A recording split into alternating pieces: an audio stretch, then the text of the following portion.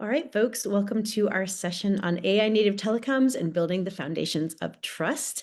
I am pleased to welcome Charles Turyagyenda, Principal Technologist with Digital Catapult in the UK. Welcome, Charles. Thank you, Kelly. I hope you can all hear me okay. I can start, right? Please go ahead. Okay, good. Thank you all for listening to me today. So my name is Charles and I work at Digital Catapult. Today I'll be presenting to you some of our initial findings regarding AI native telecoms and building the foundations of trust. I've structured my presentation to follow this structure. I'll first introduce the Catapult because I'm sure some people may not even know my organization. I'll talk about telecoms in the AI era. I'll briefly touch on the telecom AI standards and some of the initiatives that are coming up, and as well as provide a summary of the use cases in AI in telecoms that we have looked at. Also touch a little bit on the global regulations and guidelines in telecoms, and finally present to you our very first draft of what we're calling an telecom AI verification framework, and then conclude with some of the tools that are available to be utilized within this framework. As a starting point, Digital Catapult is a UK government-funded research and technology organization. We are a not-for-profit organization, and our primary objective is to accelerate the practical application of deep tech. By deep tech, we cover several areas. We cover telecom, which I'm going to be representing today. We also cover immersive, quantum computing, distributed ledger systems, IoT, and several other technology areas. We work with academia, with industry partners, as well as government, both to promote the adoption of technology within the UK. We mainly work with SMEs, small to medium enterprise companies, and help them along their journey of adopting technology, whether it be AI or telecoms or quantum, etc. So that's who we are as an organization. Going to the heart of today's presentation, most of us will be aware that AI is significantly penetrating the telecom ecosystem. And the telecoms ecosystem is very complex, as some of you will know, with both RAN and core network components, as well as the management functions and the billing functions, etc. And AI is penetrating all these areas and providing different kinds of optimizations, whether it's at the radio layer or all the way from the management aspects. We as Digital Catapult look at telecoms as a very critical infrastructure, national infrastructure for security and sovereignty purposes of a nation. And we see this permeation of AI as something that needs to be addressed both technically, but also from ethical and regulatory concerns as you have AI being adopted in the telecom space. So in this light, we undertook a study for about 12 months last year, and we wanted to look at the various aspects of telecoms and how they're being integrated with AI. Some of the things that we covered were from very basic aspects like what do we mean by AI verification? What do we mean by AI testing? What do we mean by validation? And these all have got different nuances and different meanings depending on which source you come up with. So for the purposes of this presentation, the definitions of AI verification and validation are listed there. I don't want to read through all of them, but the main distinction is AI verification is related to AI systems and how they behave and whether they are behaving as intended, where AI validation is the process of confirming whether the system meets expectations of the stakeholders. So there's a slight nuance there. the AI testing is cross-cutting because you could test to do verification or you could test to do validation. So initially, we had to first be clear on the definitions of this. We then moved on to some of the initiatives, looking at what the SDOs like 3GPP are doing. We looked at some of the major use cases in telecoms and AI, and we tried to identify which of the use cases are common across the SDOs, and to help us shape what the framework would look like. We also identified some research questions that I will briefly touch on. For one of the key ones was when we talk about AI verification in telecoms, are we talking about some sort of white box testing and black box testing, and what is the applicability of each of these? But I will briefly talk about those at the end. So I'll briefly begin by introducing some of the AI initiatives. Most of you will be familiar with some of these. So AI Run Alliance is one of those industry initiatives that is looking at the run aspects of AI and how that could introduce efficiencies and new applications. They've got concepts such as AI on run, AI with run, AI and run. So, and they have got different working groups and they've got different methodologies on how to test AI in run. So it's very focused on the run aspect of things. Etsy, on the other hand, is looking at AI in the form of network service and management and orchestration, addressing concepts such as zero touch and automation of management of the network.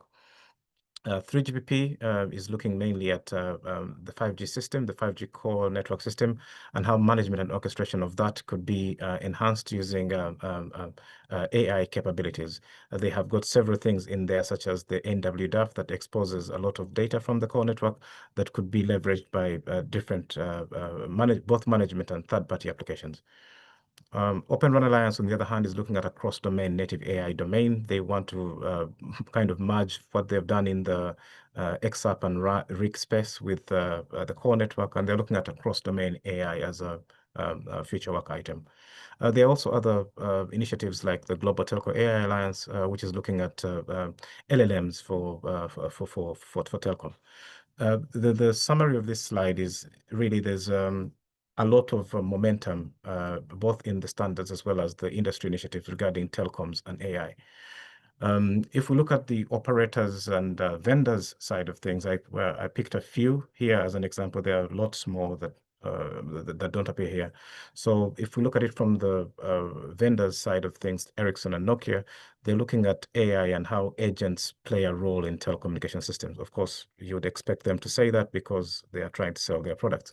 If you look at the operators, on the other hand, they're looking at the use of AI for practical things. A good case study is the one from Vodafone, where they're looking at minimizing the number of field visits, so predicting faults and being able to minimize the number of field visits. So this is a practical thing. It's not conceptual like the AI agents being proposed by Nokia and Ericsson. This is a practical problem, and they project, for example, that this could reduce could have 28% reduction in repeated visits. This translates into OPEX as well. So if you look at the operators versus the vendors, the operators are looking at the utilization of AI as something that can solve their immediate day-to-day problems. BT from the UK, on the other hand, is looking at something called a network immune system. Again, it's primarily solving their management of their network using AI to automate these processes. So there's a stark difference between how the vendors are looking at the AI space and how the operators are looking at the AI space. Nevertheless, having said all of this, none of them is looking at verifying the actual AI in the network. They're talking about using the AI for different aspects and not verifying the trustworthiness of the AI, which is what we attempted to do in this study. Before talking about the framework, it's worth highlighting some of the use cases that exist presently in telecoms, and I will quickly gloss over this because I don't want to spend too much time on this. They are broadly in three categories. There's AI for network. So these are use cases that are used to optimize the network. Network for AI are use cases that leverage network data to enhance a particular function. And then they are customer-specific use cases like call centers, using AI for call centers. So broadly, these are the three categories of AI in telecoms. If we look at the most popular one, which is AI for network use cases, we did a study across all the major SDOs, 3GPP, ETSI, O-RAN, and ITU-T. You'll clearly see, for example, 3GPP is focusing on use cases that leverage their network. Again, you'd expect this from 3GPP. ITU-T is mainly looking at similar aspects of similar to 3GPP, but there is a difference when you look at TIP, for example. It's not an SDO, but it's an industry initiative. They're looking at AI again for solving practical things, energy consumption, etc. I think the most interesting part about this slide is looking at the use cases that are cross-cutting across the SDOs. And these are mainly two things: energy consumption, and I think there is a growing consensus that AI could actually be used to optimize energy consumption of the network as a whole. The other cross-cutting use cases, network optimization and quality of experience and quality of service. So these appear to be cross-cutting across all the SDOs. Moving on to the next category of use case, which is network for AI, you can see that most of the other SDOs are not particularly interested in that, yet 3GPP is primarily interested in that because it's their network that's feeding the AI agents. Again, it's expected. Looking at O-RAN as well, they're looking at it mainly from a RAN perspective, so you can see that they're focusing on RAN network feeding AI. The customer-specific use cases tend to be vertical dependent, and they vary. They are all over the place. But some of them that really come out is things like intelligent customer service handling. So, for example, response times to customer requests, etc. All of these are being enhanced by AI, and no particular there is no uniform message. It's every SDO is looking at it pretty much as an add-on on top of their two primary use case groups. Quickly looking at the regulations and guidelines, because this permeation of AI into the telecoms space has got to be regulated at some point.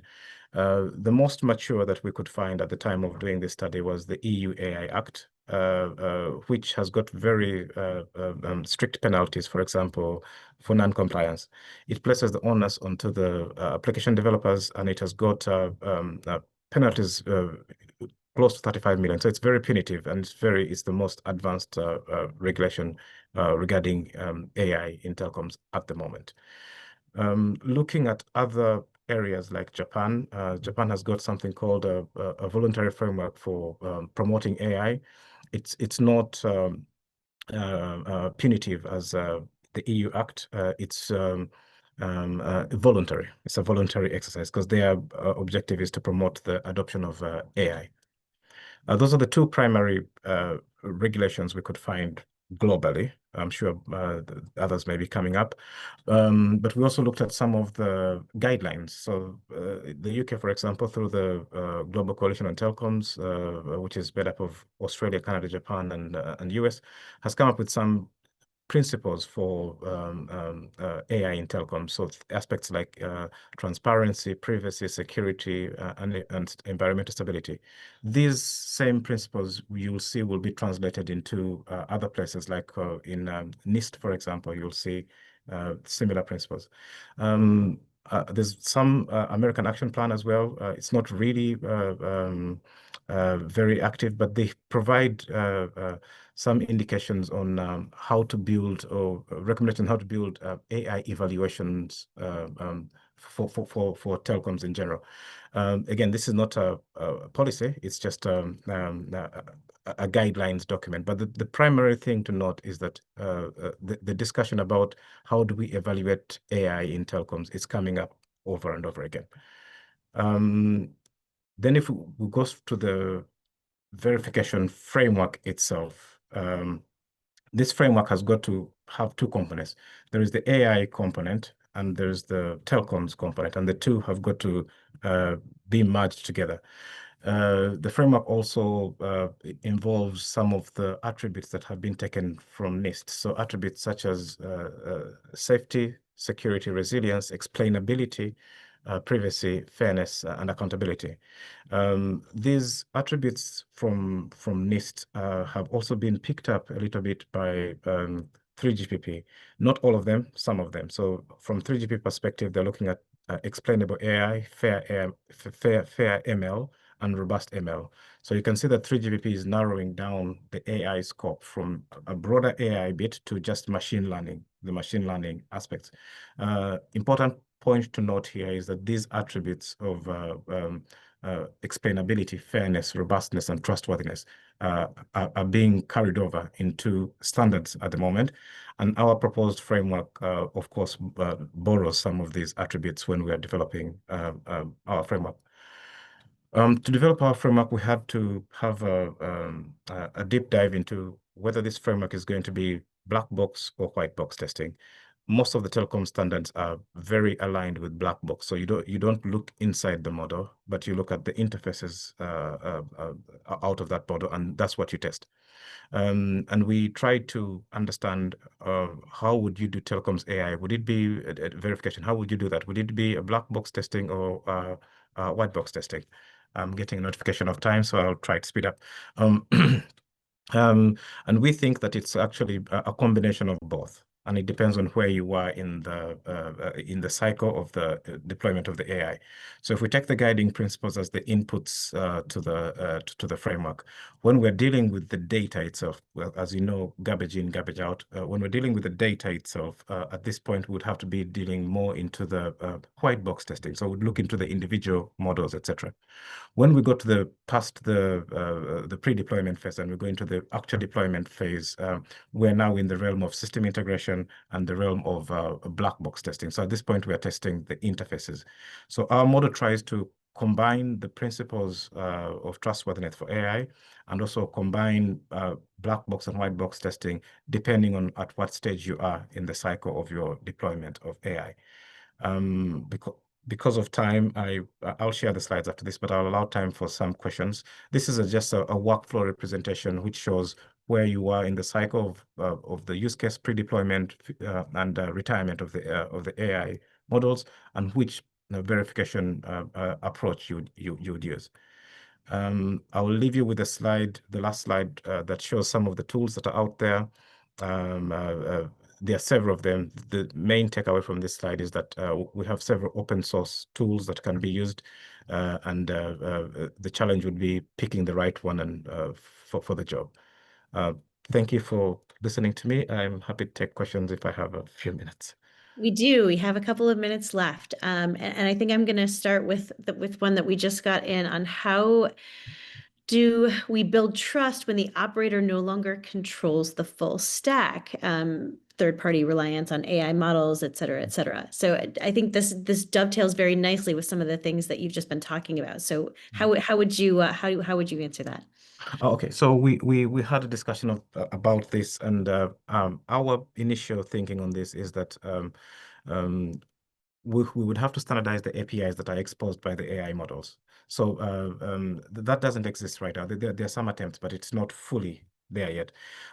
If we could standardize the APIs along which the AI agents communicate with one another, then those could be the checkpoints, so to speak, where we conduct the verification without going into the individual model within the AI agent itself.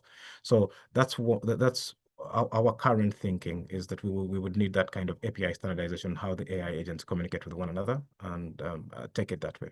Of course, this would require a lot of effort in SDOs and other vendor community to realize for various reasons, as you can.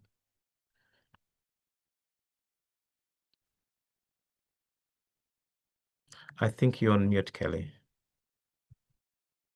You're right. I was. Sorry about that.